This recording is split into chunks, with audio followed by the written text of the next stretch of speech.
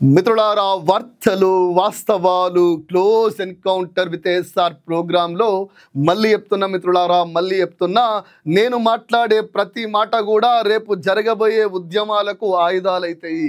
ఇది కాంగ్రెస్ పార్టీ గ్రహించింది. ముఖ్యంగా కాంగ్రెస్ పార్టీకి సంబంధించిన కొంతమంది నాయకులు నేను వేసే ప్రశ్నలకు సమాధానం చెప్పలేక కుట్రలు చేస్తుర్రు. ఈ ప్రభుత్వం ఏకంగా అధికారులను, పోలీసులను, రౌడీలను, కొంతమంది పోరబోగాలను, బ్లాక్మెయిల్ గాళ్లను నా మీద ఉసుగొల్పే ప్రయత్నం చేస్తుంది. అయినా కూడా మిత్రులారా, అఖిలేష్ నివాస్ రెడ్డి వాళ్ళు ఎంతమంది దండయాత్ర చేసినా నేను యుద్ధమే చేస్తా మిత్రులారా, వెనుకబోయే ప్రసక్తి లేదు. మిత్రులారా, కాంగ్రెస్ అంటేనే గ్రూపు రాజకీయాలు, గూడు పుటానీలు, హత్యలు, కుట్రలు, కుతంత్రాలు వాళ్ళ పేటెంట్ హక్కు. మిత్రులారా, ఇది ఒకసారి చూడండి. రాజకీయాల్లో ఆధిపత్యం కోసం సొంత తండ్రినే హత్య చేయించిన కూతురు, కాంగ్రెస్ నాయకుడి దారుణ హత్యలో 13 మందిని అరెస్ట్ చేసిన పోలీసులు, కాంగ్రెస్ పార్టీలో వర్గపోరుతో చక్రయ్య గౌడ్ను అంతమొందించిన సొంత కూతురు, అల్లుడుతో సహా 11 మంది అరెస్ట్. అందుకనే చెప్తున్నా మిత్రులారా, కాంగ్రెస్ అంటేనే గ్రూపు రాజకీయాలు, గూడు పుటానీలు. ఈ గ్రూపు రాజకీయాలల్లా ఎవరినైనా వాళ్ళ ఆధిపత్యం కోసం, వాళ్ళ రాజకీయ ఆకాంక్షల కోసం ఎవరినైనా దాడులు చేస్తారు, ఎవరినైనా చంపుతారు. సొంత తండ్రిని జన్మనిచ్చిన సొంత తండ్రిని మిత్రులారా, రాజకీయాల ఆధిపత్యం కోసం తండ్రినే హత్య చేయించిన కూతురు. ఇది కాంగ్రెస్ పార్టీ పేటెంట్ మిత్రులారా. ఇది కాంగ్రెస్ పార్టీలో ఉన్నటువంటి భావజాలం, దరిద్రమైన భావజాలం. దీన్ని పుణికిపుచ్చుకున్న కొంతమంది, కాంగ్రెస్ పార్టీలో అందరనట్లే కొంతమంది చిల్లర నా కొడుకులు ఇట్లాంటి హంతకులతోటి వాళ్ళ మెప్పు కోసం ఏ విధమైన కుట్రలని చేస్తారు. నేను పొద్దున బయటకు వెళ్ళేటప్పుడు మా అమ్మ అంటుంటుంది, బిడ్డ జాగ్రత్త, ఇది కాంగ్రెస్ పార్టీ, ఇది హత్యలు చేయించే పార్టీ, కుట్రలు చేయించే పార్టీ, బట్టగాల్చి మీదేసే పార్టీ, బిడ్డ జాగ్రత్త అంటే నేను చెప్తా మా అమ్మకి చెప్తా, అమ్మ నేను పోయేది పూల బాట కాదు, ముండ్ల బాట.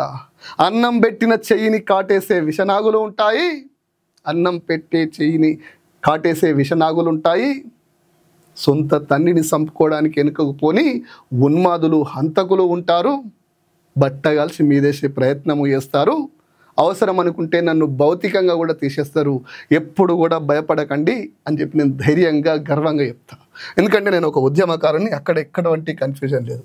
మిత్రులారా, ఇకపోతే కాంగ్రెస్ తతంగం చూసిరు కదా.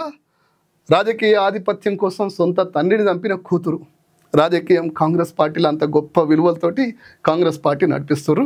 వాళ్ళకు సెల్యూట్. రాహుల్ గాంధీ గారు, మీరు రాజ్యాంగాన్ని కాదు, ఇంకా కొత్త పుస్తకాన్ని కూడా తీసుకొని ప్రజలకి ఇంజెక్ట్ చేయండి.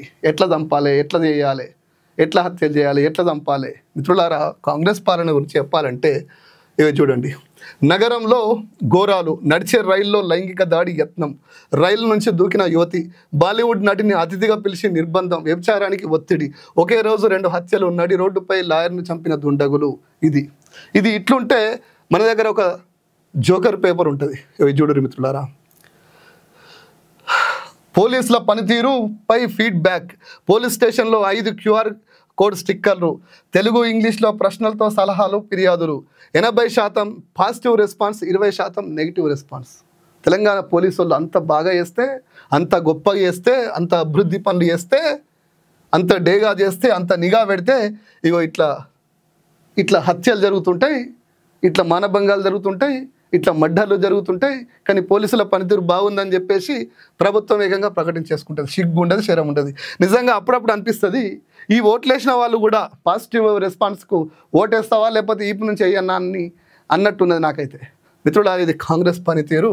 ఇంకా చెప్తా మిత్రులారా, ఇది ఒక్కసారి చూడండి, మీకే అర్థమవుతుంది. శ్రీ నర్సిరెడ్డి ఆధ్వర్యంలో గజ్వేల్ నుంచి రేవంత్ రెడ్డిని కలవడానికి కొంతమంది పాదయాత్ర చేసిర్రు. ఈ నాయకులు చెప్పడం వల్ల వాళ్ళ గజ్వేల్లో ఉన్నటువంటి కాంగ్రెస్ కార్యకర్తలు కూడా హైదరాబాద్కు పోయిర్రు. రేవంత్ రెడ్డిని కలుస్తా అంటే ఎవరైనా కలుస్తారు కదా. మొత్తం మీద రేవంత్ రెడ్డిని కలిసిర్రు, ఫోటోలు దిగిర్రు. రేవంత్ రెడ్డి కూడా నన్ను గజ్వేల్ ప్రజలు కలిసిర్రు అని చెప్పేసి గర్వంగా పోస్ట్ పెట్టిండు. కాకపోతే గజ్వేల్ ప్రజల్ని ఒకటి అడగదలుచుకున్నా, రేవంత్ రెడ్డి ముఖ్యమంత్రి అయినాక గజ్వేల్కి ఎన్ని నిధులు ఇచ్చిరని చెప్పేసి కేసీఆర్ను కాదని రేవంత్ రెడ్డి దగ్గరికి వెళ్ళినా కేవలం కాంగ్రెస్ కార్యకర్తలను అడుగుతున్నా. అడిగి పోయిన వాళ్ళు కాంగ్రెస్ కార్యకర్తలే. ఒక్కసారి కాంగ్రెస్ కార్యకర్తలారా ఆలోచన చేయండి. గతంలో కాంగ్రెస్ పాలనలో ఇదే గజ్వేల్లో 3 కిలోమీటర్లు నడవాలంటే 30 పొక్కలు ఉండేటి. ఆ రోడ్లు మంచిగా వేసినందుక రేవంత్ రెడ్డిని కలవడానికి పోయారు. కేసీఆర్ను వద్దని ఒక్కసారి ఆలోచన చేయాలి. నిజంగా గబ్బిలాలు ఉండే స్కూళ్ళల్లో అది కాదని దేశం గర్వించే విధంగా KG to PG విద్యాలయాలు ఏర్పాటు చేసినందుక కేసీఆర్ను కాదని రేవంత్ రెడ్డిని కలవనీకి పోయారు. నిజంగా కొద్ది రోజుల కింద కేసీఆర్ రాకముందు కాంగ్రెస్ పాలనలో తల్లులు, అక్కలు, భార్యలు, పిల్లలు నెత్తి మీద బిందేసుకొని నీళ్లు తిరుగుతుంటే నీళ్ళ కోసం తిరిగినటువంటి వాడలు తిరిగినటువంటి మహిళలకు, మిద్దెల మీద ఉన్న వాళ్ళకు కూడా భగీరథ నీళ్ళు అందించినందుక కేసీఆర్ని కాదని రేవంత్ రెడ్డి దగ్గరికి పోయారు. ఈ దేశ ప్రధానిని తీసుకొచ్చి భగీరథ నీళ్ళు ఇప్పించినందుక కేసీఆర్ని కాదని.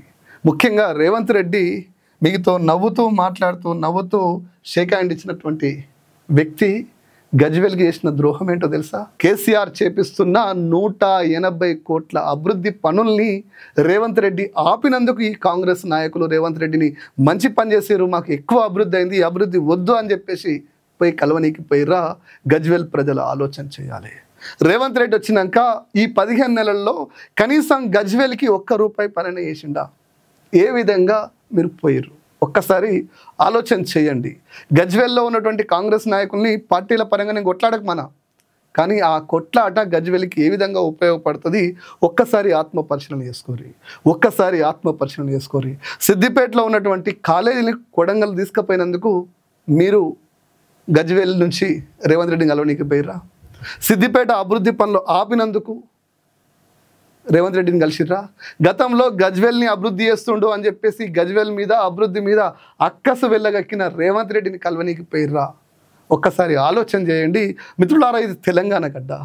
సీమాంధ్ర కుట్రల్ని, కుతంత్రాల్ని తుత్తినీయలు చేస్తూ ఉద్యమం చేసి తెలంగాణ తెచ్చుకున్న బిడ్డలు ఈ పని చేయొచ్చా? ఒక్కసారి కాంగ్రెస్ కార్యకర్తలు కాకుండా తెలంగాణ బిడ్డలుగా, గజ్వేల్ బిడ్డలుగా రేవంత్ రెడ్డిని ఎందుకు కలిసిరో ఒక్కసారి ఆత్మ పరిశీలన చేస్తే మీకే అర్థమవుతుంది. 181 కోట్ల అభివృద్ధి పనులు రద్దు చేసినందుకు గజ్వేల్కు న్యాయం చేసిండా? ఒక్కసారి ఆలోచన చేస్తే మీకు కూడా ఒక క్లారిటీ వస్తుంది. మిత్రులారా, రేవంత్ రెడ్డి వచ్చినాక ఏం జరిగిందో చూడండి మిత్రులారా. సభకిచ్చే గౌరవం ఇదేనా? మిత్రులారా, పన్ను కట్టలేదని మేకల కాపరి ఇంటి తలుపులు ఎత్తుకుపోయారు. గుడిగంటకు వేలాడుతున్న రైతన్న. హైదరాబాదులో మహిళల మీద మర్డర్లు, మానభంగాలు, హత్యలు, కుట్రలు, యథేచ్ఛగా లా అండ్ ఆర్డర్ ఫెయిల్ అయింది. దీనిక కొంతమంది రేవంత్ రెడ్డి అన్న అంటారు. ఊర్లల్లో రైతులకి నీళ్లు లేక పొలాలు ఎండిపోతుంటే రైతుల గుండెలు ఆగిపోతున్నాయి. నిజాలు కావా? ఇదేనా తెలంగాణ కొట్లాడి తెచ్చుకున్న తెలంగాణలా ఢిల్లీ పెద్దల ఆదేశాల మేరకు సాగుతున్నటువంటి ఒక భయంకరమైనటువంటి పాలనను ఏ విధంగా మీరు అప్రిషియేట్ చేస్తుర్రు? క్యాబినెట్లో ఖాళీలు, పోటీలో 20-30 మంది. ఇగో మిత్రులారా, క్యాబినెట్లో 6 ఖాళీలు ఉంటే పోటీలో 30 మంది కాదు 60 మంది కూడా ఉంటారు. ఎందుకంటే ఇది కాంగ్రెస్కు అంతర్గత స్వేచ్ఛ ఉంటుంది. ఒక్కరు పని చేయమంటే దీనిలో ఒక్కరు పని చేయరు మిత్రులారా. అంటే కోపం. తెలంగాణలో ఎవరు మంత్రిగా ఉండాలనో మీనాక్షి మేడం డైరెక్షన్లో డిసైడ్ చేస్తారు. ఇది తెలంగాణ దుస్థితి.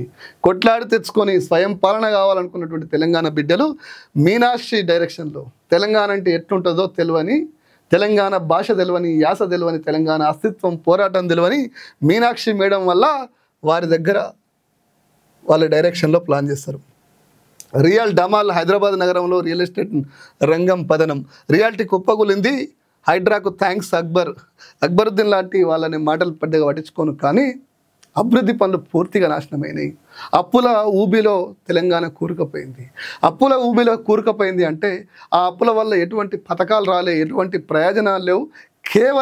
కేవలం తెచ్చుకున్న తెలంగాణను కడకదాగే పరిస్థితి తెస్తుంది ఈ కాంగ్రెస్ పార్టీ. గతంలో జరిగినటువంటి అప్పుల గురించి మాట్లాడంటే ఖచ్చితంగా మాట్లాడతా. గతంలో తీసుకొచ్చినటువంటి అప్పులు 4 లక్షల కోట్లుంటే దానికి 4 రెట్లు 5 రెట్లు అభివృద్ధి జరిగింది. ఆస్తులు పెరిగినాయి. తెలంగాణ ప్రజలకు పథకాలు అందినాయి. దాన్ని అప్పు అన్నారు. కానీ ఇవాళ రేవంత్ రెడ్డి తెచ్చినటువంటి అప్పు 100% అప్పు. తెలంగాణ ప్రజల పాట అది ముప్పే. ఇది మనం అర్థం చేసుకోవాలి మిత్రులారా. లేకపోతే ఆగమైతుంటాము, గోసపడుతుంటాము. ఇక చూసినావా మిత్రులారా, గుడిగంటకు వేలాడుతున్న రైతన్న ఏంది పరిస్థితి?